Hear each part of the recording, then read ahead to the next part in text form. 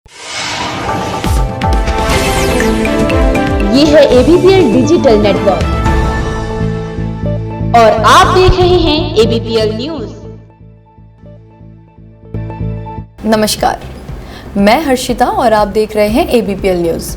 खटीमा में सार्वजनिक स्थलों और विभिन्न जगहों पर लगे हुए इंडिया मार्को हैंडपंप काफी लंबे समय से बंद और सूखे पड़े हैं, जो बदहाल हालत में धूल फाक रहे हैं, लेकिन शासन प्रशासन कोई सुध नहीं ले रहा है। सबसे बड़ी बात तो ये है कि कोई भी अधिकारी इसकी जिम्मेदारी और संज्ञान लेने को तैयार नहीं है, जिसका खामियाजा स्थानीय जनता, ग्राहकों और राहगीरों को भुगतना पड़ रहा है। नगर पालिका में जो भी हैंडपम्प वगैरह लगे हुए थे, काफ़ी बहुत लंबे समय से वो हैंडपम्प जो है वो बंद पड़े हुए और इसकी सूझबूझ कोई नहीं ले रहा। बल्कि आप अगर देखेंगे नगर पालिका खटीमा बाज़ार के अंदर जितने भी हैंडपम्प लगे हैं, उससे जो भी ग्रामीण जनता बाज़ार में आती है और उनको जब पानी की प्यास लगती है तो बड़ी उनको दिक्कतों का सामना करना पड़ता है। अगर वो प्राइवेट दुकानों से अगर वो पानी लेती है तो कम से कम 20 रुपये की उनकी बोतल पड़ती है। गरीब जनता बहुत समय से, लंबे समय से परेशान है, इससे उनको निजात नहीं मिल रही है। अगर इस बारे में अगर ये पूछा जाए कि ये हैंडपम्प कौन से विभाग द्वारा लगाया गया है, तो इसमें शासन प्रशासन जो है वो चुप्पी साधे हुआ है, उसमें मौन व्रत उनको हो जाता है, वो कुछ नहीं बता पाते हैं। कोई भी विभाग इसकी जिम्मेदारी लेने को तैयार नहीं है और सरकार भी इसमें बिल्कुल चुप बैठी हुई है। तो ऐसे में जो जनप्रतिनिधि हैं, जो जीते हुए लोग हैं, उनको इसकी सूझ लेनी चाहिए, जिससे कि ये जो बंद हैंडपम्प काफ़ी पुराने समय से बंद है, उनको खोला जाए और जो ग्रामीण जनता जो हमारे खटीमा में सामान लेने के लिए, यहाँ पर मार्केटिंग करने के लिए यहाँ पर आते हैं, उनको जो पिछले कई समय से दिक्कतों का सामना करना पड़ रहा है, वो ना करना पड़े, या ऐसा हम सोचते हैं। लेकिन सभी लोग जो हैं मौन धारण है, इसका हमें बड़ा खेद है। बड़ी शर्म की बात है, डबल इंजन की सरकार चल रही है और डबल इंजन सरकार होने के बावजूद नगर पालिका का आज हमारे खटीमा में मुख्यमंत्री हमारे खटीमा के, इतनी शर्म की बात है, 45 के 45 नलके बंद पड़े हैं। पानी की कोई व्यवस्था नहीं है। बाहर से कोई राहगीर आ जाता है, उसको पानी पीने का पानी नहीं मिल पाता।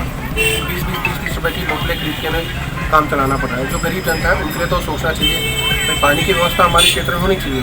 बड़ा सोचने का विषय है। नगर पालिका हमारी पंगु हो चुकी है। यहाँ के मुख्यमंत्री जी रहने के बावजूद खटीमा की व्यवस्था नहीं सुधर रही है। ये तो सोचने का विषय है, जनता को सोचना पड़ेगा कि क्या करना है। ये तो मतलब पानी के लिए हमारे यहाँ किल्लत हमें पड़ रही है, कितनी शर्म की बात है। आपका नाम? आमान। ये जो हैंडपम्प आप बता रहे हैं कि 60-70% ख़राब हो रखे हैं, ये नगर पालिका ने तो नहीं लगाए हैं, किसी एजेंसी द्वारा लगाए गए हैं, नगर पालिका सीमा में लगाए गए हैं। तो इसका फ़ायदा तो हर नगर वासी को तो मिलता ही है। अब अगर जहाँ तक ख़राब होने का सवाल है तो मैं इसको रखता हूँ बोर्ड बैठक में। अगर बोर्ड अगर सहमति देगा तो इनको ठीक कराया जाएगा। वैसे मैं ये भी पता करता हूँ तो ये लगाए किसने थे और उनका क्या इसमें आगे ठीक करने का किसका था, किस विभाग का था, मैं पता करता हूँ। सर, इसके अलावा जो पेयजल आपूर्ति को लेकर जो कहीं भी इस टाइप से मतलब नगर पालिका द्वारा नहीं किया गया, क्या कहना चाहेंगे? नहीं, नगर पालिका पेयजल का तो नगर पालिका का पेयजल का व्यवस्था शहर में दिक्कतें हो रही तो वो जगह चिन्हित करके बोर्ड में रखा जाएगा। उसके बाद जो है ये जो वाटर कूलर वगैरह है ये लगवाए जाएंगे शहर में। बाजपुर के अनाज मंडी सभागार में भारतीय किसान यूनियन के प्रदेश अध्यक्ष करम सिंह पड्डा की अध्यक्षता में किसानों और राइस मिल्स एसोसिएशन की एक बैठक आयोजित की गई। बैठक में अनाज मंडी में धान क्रय केंद्रों पर किसानों को हो रही परेशानियों को लेकर विचार विमर्श किए गए। बाजपुर के अनाज मंडी में लगे धान क्रय केंद्रों पर भारी संख्या में धान की फसल लेकर पहुंचने वाले किसानों से अनाज मंडी में जाम की स्थिति बनी हुई है, जिससे किसानों को अपनी धान की फसल बेचने के लिए कई घंटों तक इंतजार करना पड़ रहा है। इसी के चलते अनाज मंडी स्थित सभागार में भारतीय किसान यूनियन के प्रदेश अध्यक्ष करम सिंह पड्डा की अध्यक्षता में किसानों और राइस मिल्स एसोसिएशन के पदाधिकारियों की बैठक आयोजित की गई, जिसमें किसानों ने कच्चे आड़तियों और राइस मिल्स पर धान न लेने का आरोप लगाया है कि कल से हम देख रहे हैं 3-4 दिन से ट्रालियों का जाम लगा हुआ है, तो किसान बहुत परेशान है। अब कल हमारा ये फैसला हुआ है, गदरपुर में 3 किलो काट रहे हैं ट्राली का, और यहाँ बाजपुर में हमारी अध्यक्ष के साथ इनकी बात हुई है, राइस मिल के साथ, ये 2 किलो काटेंगे ट्राली का, और ये सहमति बनी है कि वहाँ जाम नहीं लगने देंगे, सब राइस मिल को पर्ची काट के दे देंगे, आराम से धान तोल जाएगा, कोई किसी किसान को परेशानी नहीं होगी। जो यहाँ कांटे पे तुलवाना जाए कांटे पे तुलवाए, नहीं तो ये राइस मिलर पर्ची देंगे और जिस राजमहल की पर्चियों की वहाँ किसान जाके बड़े आराम से धान तलाएं, कोई परेशानी नहीं है। 2 दिन के अंदर पेमेंट देंगे ये राइस मिलर में, ये वायदा हो गया इनके साथ। परिवहन कार्यालय में लगभग 5 महीने से पेमेंट न होने से टैक्सी यूनियन के लोगों ने परिवहन कार्यालय में धरना प्रदर्शन किया। वहीं टैक्सी यूनियन के लोगों ने चेतावनी दी है कि अगर जल्द से जल्द प्रस्ताव बनाकर शासन को नहीं भेजा गया तो टैक्सी यूनियन अनिश्चितकालीन धरने पर बैठेगा।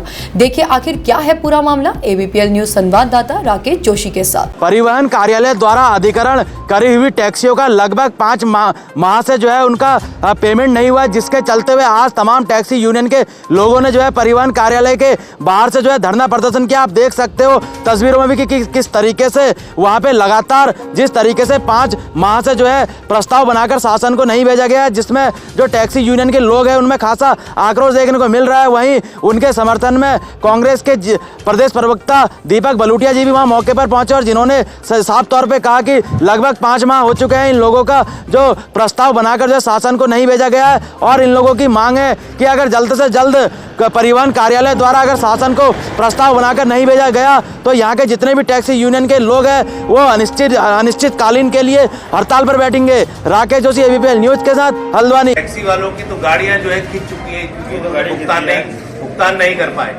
तो सरकार एक तरफ से तो बात करती है बहुत बड़ी योजनाओं की, दूसरी तरफ इनका जो खुद का अपना पैसा है, अधिकार है, वो 5 माह से इनको नहीं दिया गया, जो कि बहुत मतलब पीड़ादायक है।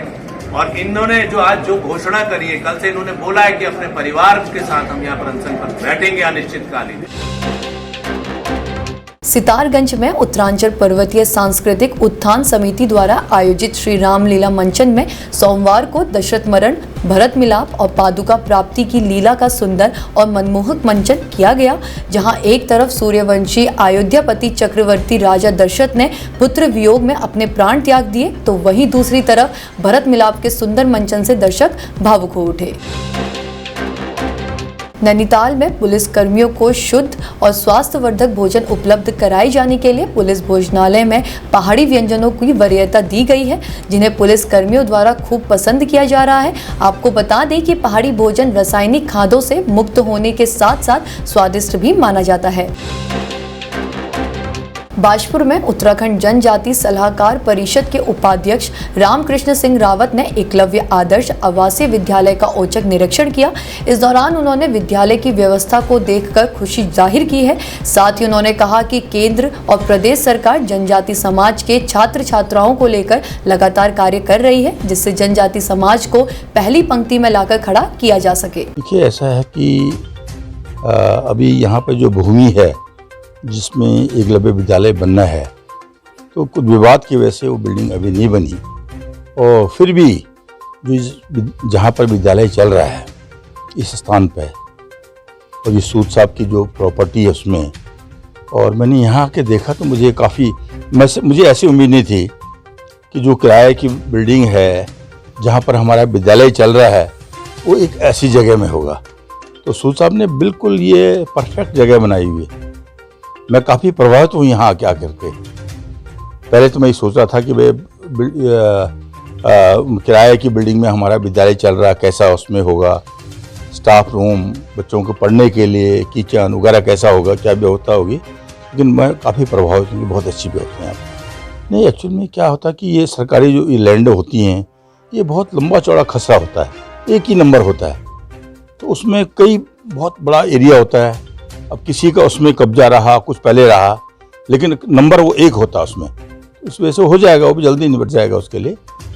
देखिए, जो सुप्रीम कोर्ट में केस चल रहा है और हमें पूरी उम्मीद है कि हम सरकार उसमें हमें जीत उसमें मिलेगी, क्योंकि जब वो जगह एक्वायर की गई थी, ली गई थी, तो कुछ बड़े बड़े हमारे अधिकारी लोग हैं और जितने रेवेन्यू के लोग हैं, हमारे जो नेता लोग हैं, सब लोगों ने विचार करके वो लिया गया। ऐसा होता है कि एक बड़ा भारी एरिया है, उसमें 100 एकड़ ज़मीन है और वो एक खसरा है, तो किसी का भी नाम एक कोने पे है तो अपना ये कह सकता है कि भाई मेरा इस एरिया इस खसरे में मेरी ज़मीन है, तो कोर्ट से उसका फैसला होगा। नहीं, ये तो अब बात कहने की नहीं है, क्योंकि अब आज ही हमसे अलग हो गए हैं, तो अभी ये कहना ठीक नहीं है। लेकिन उन्होंने भी सोच समझ के किया होगा, वो भी ST के नुमाइंदे हैं और वो भी अनुसूचित जाति के हैं, व्यक्ति हैं, तो जनजाति के लिए उन्होंने ऐसा कुछ बुरा नहीं सोचा होगा, लेकिन हो गया, कुछ चांस आ गया इसमें, ऐसी कोई बात नहीं। सरोवर नगरी नैनीताल पहुंचने पर मुख्यमंत्री के नवनियुक्त पीआरओ दिनेश आर्य का भाजपा कार्यकर्ताओं द्वारा भव्य स्वागत किया गया। मुख्यमंत्री पुष्कर सिंह धामी के नवनियुक्त पीआरओ दिनेश आर्य पहली बार नैनीताल पहुंचे थे। इस दौरान नैनीताल क्लब में भाजपा कार्यकर्ताओं द्वारा फूल मालाओं और आतिशबाजी की गई, साथ ही मिष्टान वितरण कर उनका भव्य स्वागत किया गया। किसी के आने जाने से बहुत पार्टियों को फर्क पड़ने वाला ऐसा नहीं है। कार्यकर्ताओं में बहुत उत्साह है और भारतीय जनता पार्टी का प्रदेश नेतृत्व रहा हो या राष्ट्रीय नेतृत्व रहा हो, उनको शंकाएं, इस तरह की शंकाएं पहले से थी। इसी कारण भारतीय जनता पार्टी के शीर्ष नेतृत्व ने मुझे एक जिम्मेदारी देकर यहाँ भेजा है। और जो कहीं थोड़ा सा ये था कि विधायक था या मंत्री पुत्र था, लेकिन पार्टी नेतृत्व ने देखा, माननीय मुख्यमंत्री ने सीधे अपना प्रतिनिधि इस विधानसभा को और इस क्षेत्र को देखने के लिए भेजा है। इसलिए मुझे लगता है ना तो कार्यकर्ताओं को किसी तरह के हताश निराश होने की आवश्यकता है और ना जो सामान्य जो यहाँ की जनता है, जिनको लगता हो कहीं किसी कारण से कोई इससे क्षति होगी, कोई एक रत्ती का क्षति नहीं होगी। कार्यकर्ताओं का उत्साह बना रहेगा। माननीय मुख्यमंत्री जी की नज़र और प्रदेश के नज़र इस विधानसभा में इन ऐसे चेहरों पर पहले से थी और आगे भी इस तरह की जो घटना होगी उनको ठीक करने के लिए पार्टी बिल्कुल कटिबद्ध है। इस बार दिनेश आर्य जी विधानसभा चुनाव में नैनीताल भारतीय जनता पार्टी से चेहरा इस रूप में मेरा ये कहना है। मैं तो 2002 से लगातार इस विधानसभा से इससे अर्थ है, जब 2002 में मुक्तेश्वर विधानसभा थी, उस समय से मैं लगातार दावेदार रहा। 2 बार मुक्तेश्वर रही, उसके बाद नैनीताल विधानसभा रही, लगातार रही है। हर बार पार्टी नेतृत्व ने समझा होगा, अन्य दलों से लेकर भारतीय जनता पार्टी के मैं प्रत्याशी बनाकर उनको लड़ाया है। लेकिन पिछले जो 3-4 चुनाव के अनुभव हैं वो कड़वे रहे हैं और इस बार पार्टी अपने कार्यकर्ता पर विश्वास करेगी, इसीलिए ये जिम्मेदारी दी है। अभी के लिए इतना ही। जुड़े रहिए ABPL न्यूज़ के साथ। धन्यवाद।